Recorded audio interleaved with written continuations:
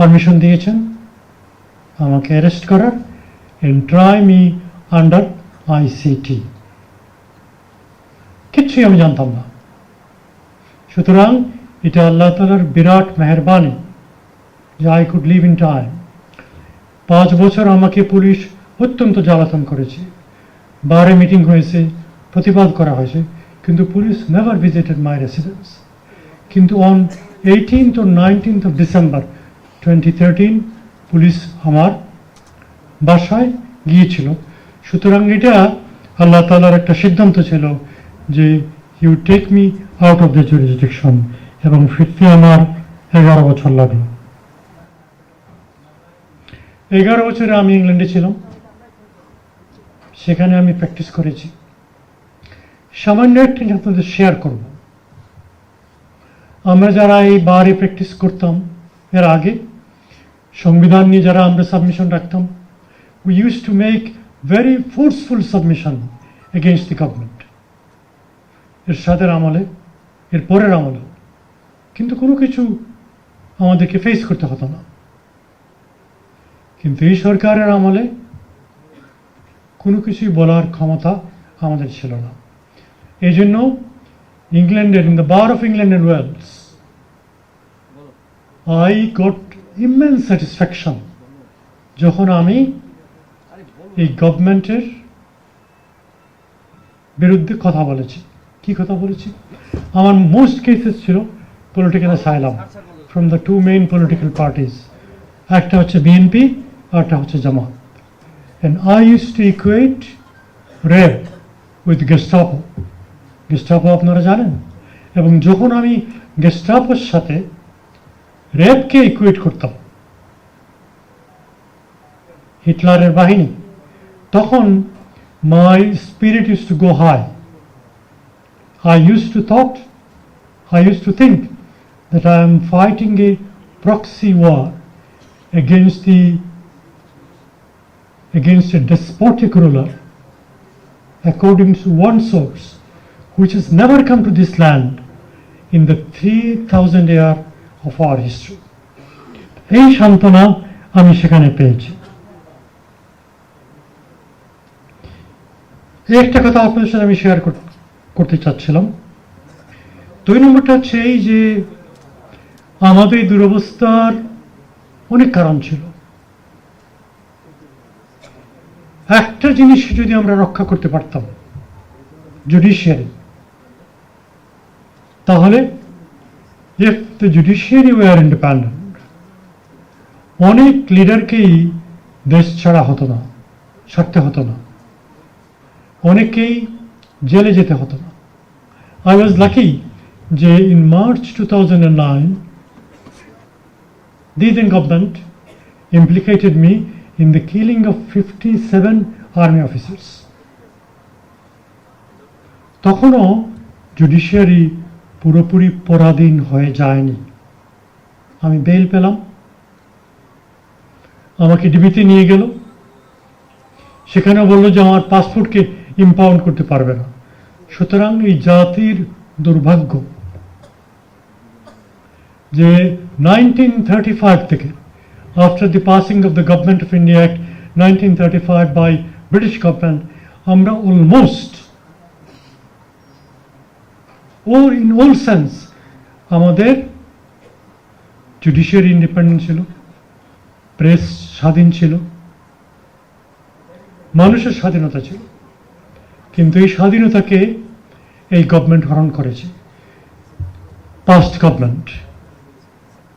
সুতরাং জুডিশিয়ারিকে যদি আমরা বাঁচাতে পারতাম কিনা আমি জানি না, তাহলেও এই জাতি বহুত আগে, অনেক আগে এই ডিক্টেটরশিপের হাত থেকে রক্ষা পেত। সুতরাং আজকে বার, বেঞ্চ, আপামর জনসাধারণ সবারই একটা লক্ষ্য হওয়া উচিত, one single objective to achieve. আমরা আমাদের জুডিশিয়ারিকে কোনো সময়ই পরাধীন হতে দেব না।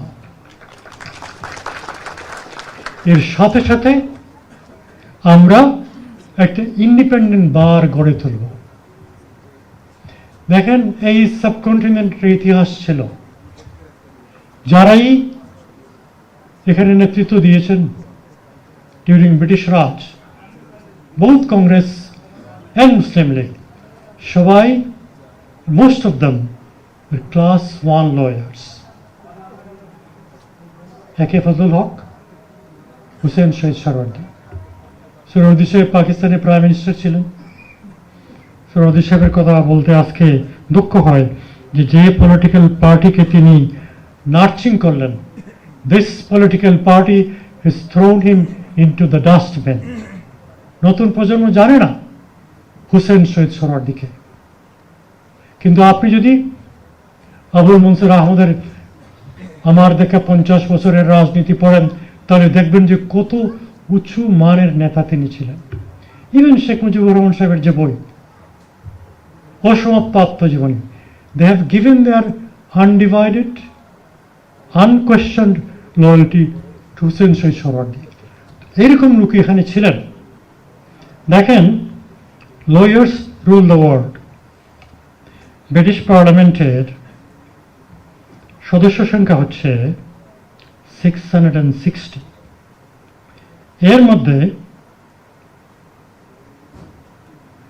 190 জন হচ্ছেন ফ্রম দ্য 119 জন হচ্ছেন from either their barrister or their solicitor. দেখেন, আপনার কোয়ালিটি অফ পলিটিক্সকে যদি আমরা সঠিক জায়গায় না নিয়ে আসতে পারি, আজকে আমরা স্বাধীন হয়েছি 5th August. We are lucky যে যারা তাদের বুকের তাজা রক্ত দিয়ে আমাদের স্বাধীনতা এনে দিয়েছে, তাদের কৃতজ্ঞতা আমরা কোনোদিন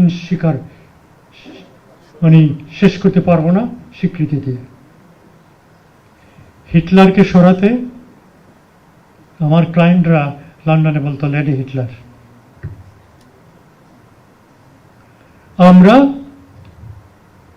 তারা যদি সুপ্রিম স্যাক্রিফাইস এবং কুল কারেন্ট না দেখাতো, আজকে আমরা এই মিটিং করতে পারতাম না, আজকে আমি এই দেশে ফিরে আসতে পারতাম না।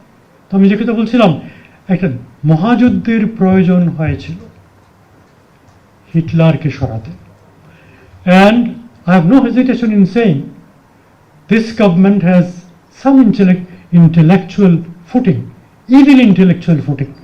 They have followed the footsteps of Hitler. এবার এই স্লোগান শুনি না, 74-75 শুনেছিলাম, এক নেতা এক দেশ, Bangabandhu Bangladesh. That was the slogan of the Nazi Germany. Ein Volk, ein Reich, ein Führer.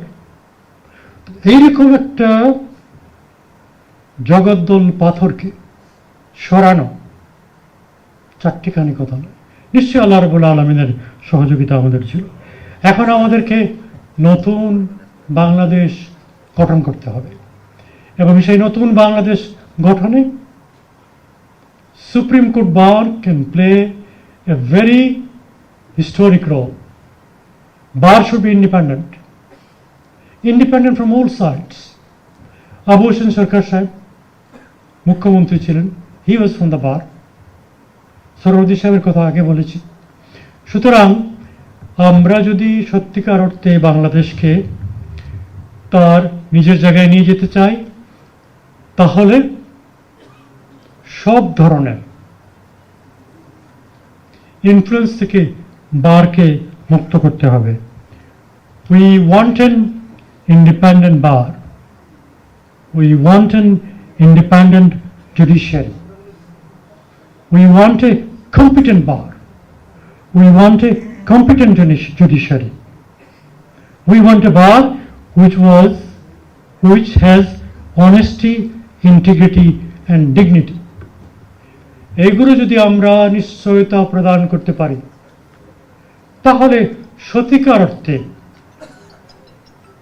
শহীদদের প্রতি আমাদের শ্রদ্ধা জ্ঞাপন করা হবে, এদেশের মানুষের প্রতি, ভবিষ্যৎ প্রজন্মের প্রতি আমরা সত্যিকার অর্থে তাদের ঋণকে আমরা পরিশোধ করতে পারবো। সুতরাং আমার আহ্বান হবে, when we come to the bar, we are one family. এর বাইরে যে আমরা রাজনীতি করব, কিন্তু এখানে we are members of the bar. We are lucky that we have got a very competent, educated and honest Chief Justice. We should try to strengthen his hand so that he can really separate the judiciary from the executive. আপনি ইংল্যান্ডে একজন ম্যাজিস্ট্রেটকে পর্যন্ত প্রভাবিত করতে পারবেন না, কোনো উপায় না। আর এখানে কি চলছে আমরা সবাই জানি। সুতরাং আসুন আমরা সবাই একমত হই। এই ছোট্ট জায়গা, এই বিল্ডিং, আমরা মানুষ তৈরি করব। শুধু not the leader of the bar, we will produce the leader of the nation. একটা স্ট্যাটিস্টিক্স আপনাদেরকে দিচ্ছি। এই পর্যন্ত ব্রিটেনে 58 প্রাইম মিনিস্টার হয়েছে, তার মধ্যে 16 জন ব্যারিস্টার ছিলেন, এর মধ্যে 12 জন হচ্ছেন লিঙ্কন সিনের মেম্বার, যে ইনের মেম্বার হচ্ছে আমাদের জহিরুদ্দিন সরকার সাহেব, আমি নিজেও, আরও অনেকে। সুতরাং আমার অ্যাপিল থাকবে particularly to the young members of the bar, be honest, be hardworking, be courageous. এই প্রফেশনকে আমরা যেন মানি মেকিং মেশিন হিসাবে গ্রহণ না করি। টাকা আসবে। আমার এক ইঞ্জিনিয়ার ফ্রেন্ড বলতেন যে আপনি পয়সার পিছনে পড়বেন না, পয়সা আপনার পিছনে পড়বে। সুতরাং আমাদেরকে এটা অর্জন করা উচিত। আজকের এই দিনে শহীদদের কথা স্মরণ করে, যারা আহত হয়েছে তাদের কথা স্মরণ করে, বারের মেম্বারদেরকে আমার অন্তরের অন্তঃস্থ থেকে এই আহ্বান জানাতে চাই যে আসুন, let us be ambitious to build this country. It is possible to build this country. The past government has destroyed everything. আমাদের কিছুই রাখেনি, টাকা পয়সা পাচার করেছে, এটাও লস, কিন্তু আমাদের ইনস্টিটিউশনগুলোকে ধ্বংস করে দিয়েছে। আসুন আমরা ইনস্টিটিউশনগুলোকে বিল্ড আপ করি, পার্টিকুলারলি দি সুপ্রিম কোর্ট বার। আপনারা আমার সম্পর্কে অনেক ভালো কথা বলেছেন, অনেক উচ্চাঙ্গের কথা বলেছেন, but I do not fit into those criteria. আমি আপনাদের সবার শুকরিয়া আদায় করছি, এত কষ্ট করে আপনারা এখানে এসেছেন। আসসালামু আলাইকুম ওয়া রাহমাতুল্লাহি ওয়া বারাকাতুহু।